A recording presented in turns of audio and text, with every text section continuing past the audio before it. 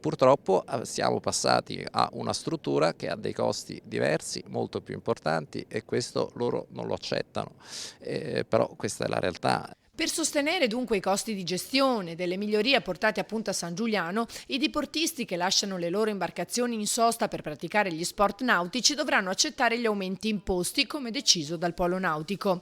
Nessuno però, ribadisce il vicepresidente, vuole impedire che possano svolgere le loro attività.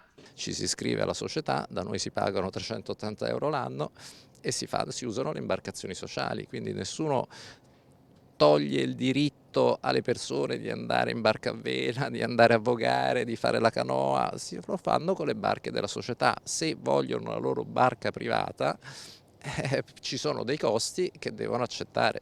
A chi sostiene poi che uno degli obiettivi potrebbe essere far liberare i posti barca a favore di imbarcazioni a motore, Gandini risponde.